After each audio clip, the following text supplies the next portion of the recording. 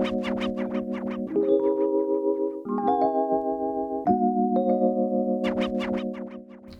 Mas, what's up? I'm Adrian Cadavid and welcome back to my channel. So I've been posting for my channel for a couple years now, but mostly it's been my personal projects or my classwork, but never, me in front of the camera. And I've always wanted to, but I never really took the initiative to do so. But you know what? It's 2021 and I just want to start something new, something fresh. So we're in 2021 and we're still in a pandemic. And with this pandemic going on, it's been really tough for anyone to keep a job or even get one. And I'm one of those people. Before COVID, I was lined up for a possible job opportunity to be working in LA. And right when the pandemic hit in March, that opportunity was lost. So I'm kind of back at square one. Even though it is really disappointing that I kind of lost that possible, big break opportunity, I'm just trying to stay positive and just keep grinding and applying for as many jobs as I can. And that's what brings us to today's topic of the video, which is applying to jobs via LinkedIn and seeing if anyone hires me. LinkedIn is not easy. I've been applying for jobs literally since summer 2020, and I ended up getting one internship with Warner Media, which was literally like a blessing because I was really desperate to get any type of experience for my career. I worked as a virtual digital media production intern, which was cool because I got to kind of shadow a lot of live productions that were going on for HBO, TNT, TBS, even on, what's that application called everyone's using? Oh God. Twitch. I had it. Twitch. I don't know why I was thinking about TikTok. That's not a live streaming thing. Twitch. And with that, I was able to just get a little bit more experience and learn a little bit about the stuff behind the scenes towards these big companies. So I was really truly blessed with that internship, but now that, it ended in December, I want to apply for more entry-level positions. I'm trying to get into entry-level positions because for internships, I just don't want to do anymore. And also, I don't think I qualify for internships. I'm old now, according to a lot of companies, because when you're after you graduate, you have like that 6-month period that you're eligible for any like internships. Basically, you're considered recent grad. But now that I'm about 7 to 8 months after graduating from college, I'm considered old, and a lot of companies don't, accept old interns, I guess. I feel so old, oh God. Since I'm applying to LinkedIn literally every freaking day, I thought it was a cool idea to bring you guys along and you guys can see my process and maybe get a little bit more inspiration on your end to boost your application and make you a standout candidate. I'm not a professional. I'm not someone who lands a job or has the qualifications to tell you do this and this is how you get it. But I don't know, I think if you get a little bit of tips and advice, it doesn't hurt, right? So without further ado, let's get started. So before we get into applying, I want to give you guys a little bit of insight about what I submit in every application, or what I mostly submit in every application. I believe that these materials have made me into a stronger candidate. It doesn't mean that I officially get the job, but I confidently submit these to any job listing that I see online. So first things first, let's talk about the resume. The resume, for me, it's a little bit on the artsy side. I am a video production major, so I definitely want to stand out in a creative side. I'm trying to get into more of the creative side of things rather than the more technical side. So a creative resume is a little bit more suiting. But if you're not creative and you're, let's say, a business major or a biology major, stay away from making your resume a little bit too artsy. Just think about what is fitting for the company and for the brand. Always leave your resume to be 1 page. My old resume was originally 2 pages because I'm extra for no reason. And I included extra things, like I remember I included stills from from my projects. I had like statistics about the views that I got, a bunch of irrelevant stuff that ended up costing me a lot of, possible job interviews because it's a little bit too tacky. I remember I went to a career fair and I submitted my 2-page resume and they looked at it like this. That's cute. And I was like, right? Is it? I think so too. Please hire me. I went to my career advisor, which if you go to FSU, definitely recommend visiting Kate Herron. But if you go to any other school, or even if you're a graduate, you can always go back to your college and the career advisor should be able to help. Basically go and get critiqued on making it better. I went to her and she definitely gave me my edits and I took them with grace because you have to be really open with that. And then I made my resume 1 page. So in the resume, I always include my name, a little bit of my information, which is like my contact information. I include a little like a profile, which includes a little bit of like keywords about who I am. So Latino filmmaker, I'm a first generation student. I got my work featured in blank and blank. Like just key action statements that make you stand out right from the start. After that, I include my education, a little bit of my honors/awards, and my prior employment. For your prior employment, make sure to include it from the most recent to the least recent. So I used to include it in the reverse. I used to include the least recent at the top and most recent at the bottom, because in my head it was like, okay, well, they're reading in order, so this is where I started, this is where I'm at now.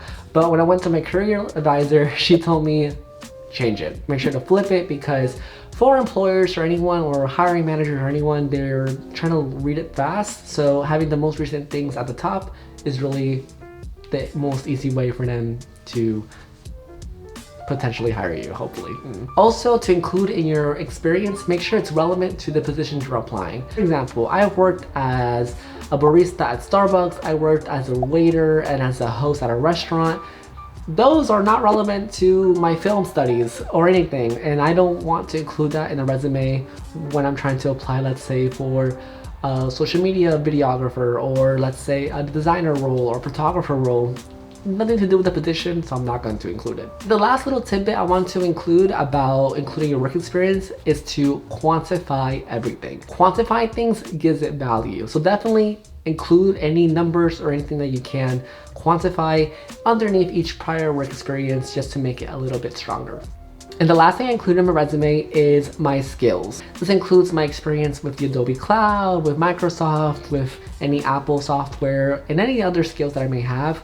The one thing I do want to recommend is to not add a scale to them. So a lot of resumes that I've seen my friends do, or that I've seen classmates have, include like a little like scale where kind of like you add how much experience out of something you have. So for example, someone may have editing 3 stars out of 5 stars. And I learned from my career liaison to remove those immediately. If you have them, literally get rid of them as soon. I don't know what that was, but literally get rid of them. And the reason why is because the way you rank yourself might be different to how an employer might see it, because there's not really a key that you include in that scale, and also like they don't know what you mean. So for example, let's go back to having 3 out of 5 stars in editing. So 3 out of 5 stars for you might be, when it comes to editing, I am pretty knowledgeable about what I do. I'm not an expert, but you know, I get the job done. But for an employer, it might be, so they're mediocre. Next. And that might cost you your interview. And it sucks. You don't want that little thing to cost it. So don't include it, just include the skills you may have about ranking them, and then you'll be all set. So the next thing I include in my application is my website. I include it in my resume, or I include it anywhere I can, even the link if they ask for any links, just because that's my baby. It's definitely one of those things that is time consuming, but let me tell you, it definitely is worth it once you have it completed. It's literally the best way to present yourself, show a little bit of personality, and showcase your work in a professional way, rather than submitting a YouTube link. I remember I went to a career kind of like seminar where they kind of gave us tips and advice about making our application better. And one of the employers that was there said the most important thing they look for is a website. And I remember someone said, hey, like what if I just submit like a YouTube playlist where it has all my videos together? And they said, well, you know, you're a professional, you shouldn't have just YouTube as your website. And that was really awkward to sit through, but it's kind of true. I use Wix. I like it a little bit better than Squarespace because I get to personalize a little bit more. I know people like Squarespace a lot better because the templates are definitely more professional. But for me, Squarespace templates seem to be really common, and it makes everyone's websites seem the same. And I like to stand out, so I definitely recommend wigs. The next thing on my materials is the cover letter. I'm sorry, quick little rant. I hate cover letters. Cover letters are the one thing that makes every application the most time consuming ever, because in the letter you need to make it personal to the application and to the company directly, and speaking directly to the employer or potential employer. And it's such a hassle. It makes the application process way more longer and tedious, but it's really important. The first time I did a cover letter, I would say it was like when I was back as a sophomore in college. I was applying for an internship in New York, and I didn't know how to do a cover letter, and I didn't have time to speak to my career advisor. So I just got a template off the internet, which if you don't want to visit a career advisor, definitely you can do that. And I just did the template, submitted it. Luckily, I ended up getting the interview and ended up getting the job. But definitely, it was the most tedious part. Some job applications don't require it, but even if it's optional, I still recommend you submitting it, because let's say you don't do it and someone else does do it and they stand out because of it, then you lose out on possibly getting an interview. So here's what I include in my cover letter. So in the cover letter, in the intro, I include a little bit about myself, a quick introduction like my name or what I'm applying for, the company's name, and a little bit of my education. By including the company name and including the role, it makes it direct that you want this job, rather than just being really vague about it. Once you start off the bat like that, it makes it a little bit more personal,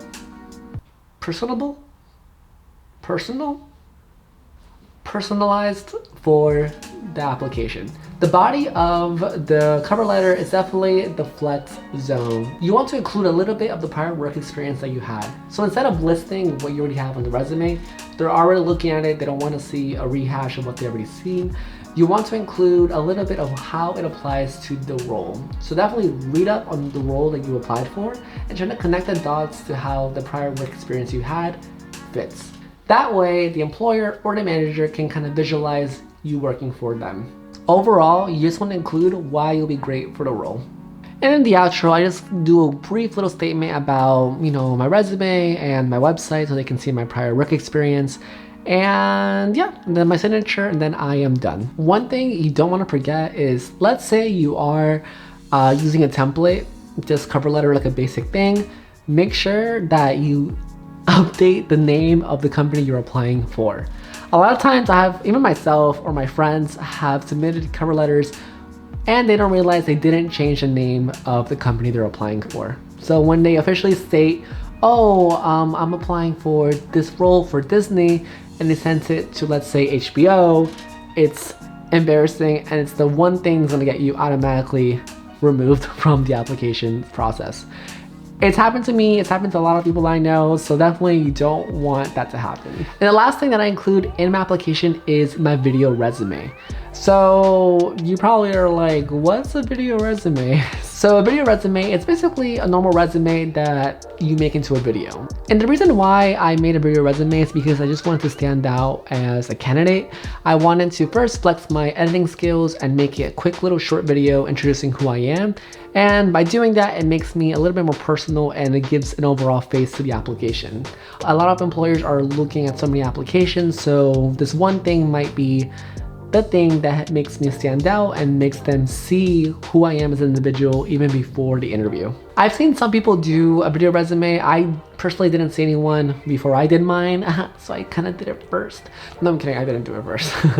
But I also saw someone on TikTok do one, and she posted it on LinkedIn.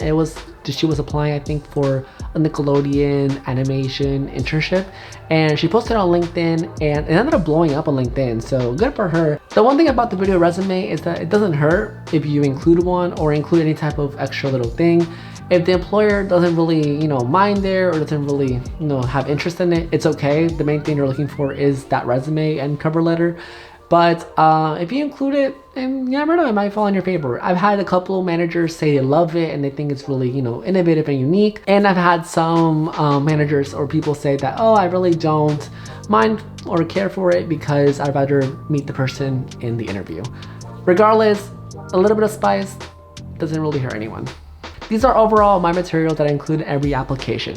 Like I said, I definitely recommend visiting your career advisor or your career liaison or career center to help you improve your resume and your cover letter. So now that I've talked about everything that I include in my application, let's get started to the actual application process. Wish me luck.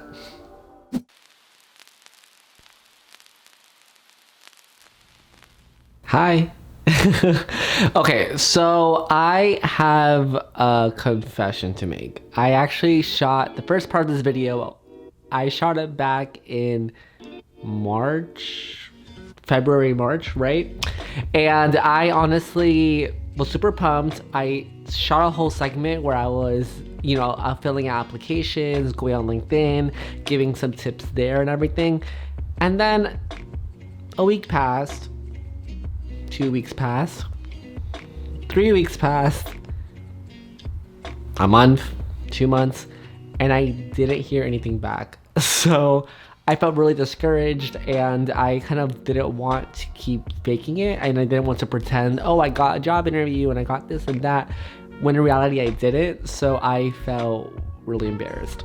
And the reason why I wanted to, film this segment for the ending is because I wanted to share with you guys the reality of the application process. Basically, no application is perfect. I feel kind of foolish because I was really, confident and giving you guys advice and tips in the beginning of the video. And, even with all that stuff that I, shared with you guys, I still didn't hear anything back. And that's a sad reality.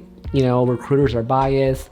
Maybe you're just not what they're looking for, and maybe you're too good. I've heard that in a couple interviews that I'm just overqualified, which it's a weird thing, but in reality, it's honestly sometimes out of your control. To end this on a slight lighter note, I wanted to give you guys some advice from someone who has been struggling and still is struggling to this day, trying to land a job or even the first interview. The first thing I want to share with you guys is to keep going. It's very discouraging. After I shot the first part, I got really sad and I didn't even want to touch this video. And it's kind of sad because in the beginning I was very optimistic, and I was even taking pics and posting them online saying future creator coming, and I didn't create anything else afterwards. But regardless, keep going. You're gonna feel like shit, you're gonna feel down, and it's gonna feel really sucky because you're gonna think it's your fault, but it's not your fault. Just keep pushing through, and when one door closes, the other one opens, and there's always better opportunities lying ahead, and you just don't realize it. That, mantra is what keeps me going. It's a quote my dad instilled on me since I was very young, and I keep pushing through it because honestly, it gets better. Even though it may not feel like it now, it definitely does. Secondly, please don't compare yourself to anyone. It's very easy to compare yourself to others, especially if you're graduating with a certain degree and everyone in your major is applying for the same roles, and you kind of see everyone getting those roles and you're kind of like, why am I not getting these opportunities that everyone else is? It's very hard, especially when you're also scrolling on LinkedIn when you're applying, and then on the timeline, everyone's sharing the best version of themselves. To be honest, some of it's a little bit bullshit, because I know some people, especially I have done this, where I flex this big opportunity I have, and in reality it's not as great as you or one make it seem. So don't let that get to you, because a lot of things are not as they seem. Just keep pushing through, focus on you. It's good to know how everyone else is doing, but not too much, because it does get to your head. So just don't compare yourself to others. And the last advice I wanted to share is to find a close support group that you can rely on and talk about, anything regarding jobs, resumes, reviewing, anything. So what I mean by this is kind of like find a friend or two that you can really trust, that they won't share your struggles with, and have a little group chat. Send each other through text or anything else, job opportunities. Send each other kind of like, LinkedIn posts that might motivate them. My friend and I, Catherine, we share each other TikToks where there's a lot of recruiters who give genuine advice about, interview questions, how to prepare, little tips to enhance their resumes. Little things like that definitely create a bond with your friends, and you kind of push each other, and you might even help someone else get the job. Even though it might suck that you didn't get it, you're helping someone else, and having that tight-knit connection could definitely even help you out in the long run, because you never know, maybe a job opportunity that you never even thought you could do gets sent your way by a friend, and then boom, you got the job. So keep that connection around, find your peers that you can count on, and yeah. When it comes to me, we'll see. I don't know what my future lies. I'm definitely still applying. I'm definitely, let me say definitely more times. I am definitely still grinding, still pushing through, trying to create more content. I really enjoy creating videos, so I definitely want, I said it again. I for sure want to create more videos for you guys and be in front of the camera. I like being in front of the camera, so we'll see. And also I'll keep you guys updated to see if I get an interview, get a job. I don't know. We'll see about that one. But thank you guys so much for watching and supporting, you know, my vision. I'm so happy you guys took the time to watch this video, and I will keep you guys updated about my future endeavors. If you guys want to follow me on my socials, I'm going to leave them right here or in the description, so you guys can check out some of my content, my photography, my work. And yeah, and I hope to see you in the next video. Ciao.